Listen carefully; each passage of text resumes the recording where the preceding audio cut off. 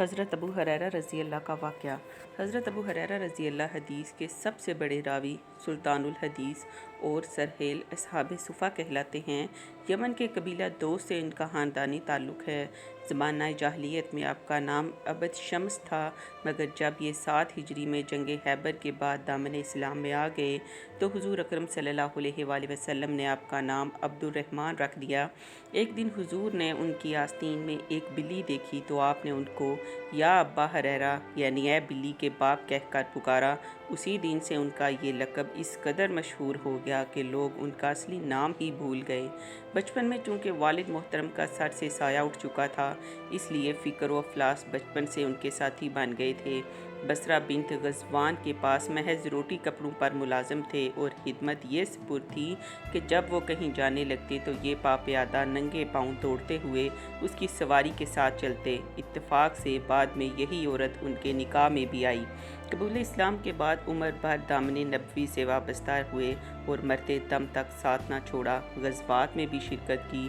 خود بیان کرتے ہیں کہ جن جن لڑائیوں میں شریک رہا، غزوہ خیبر کے علاوہ ان سب میں مال غنیمت ملا، کیونکہ اس کا مال حدیبیہ والوں کے لیے مخصوص تھا۔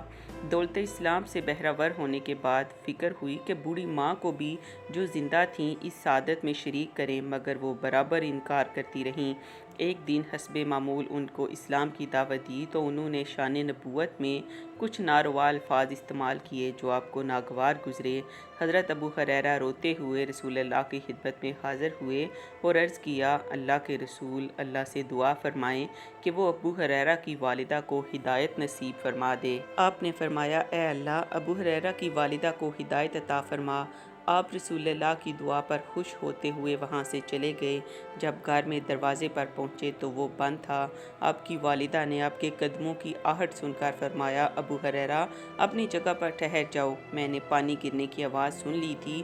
انہوں نے غسل کیا، اپنی قمیض پہنی اور عجلت میں چادر بھی نہ لی اور دروازہ کھول کر فرمایا، ابو ہریرہ، میں گواہی دیتی ہوں کہ اللہ کے سوا کوئی معبود برحق نہیں، اور میں گواہی دیتی ہوں کہ محمد صلی اللہ علیہ وآلہ وسلم اس کے بندے اور اس کے رسول ہیں۔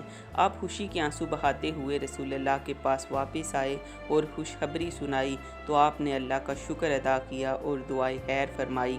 حضرت ابو ہریرہ رضی اللہ بہت ہی عبادت گزار، انتہائی متقی اور پرہیزگار صحابی رسول ہیں۔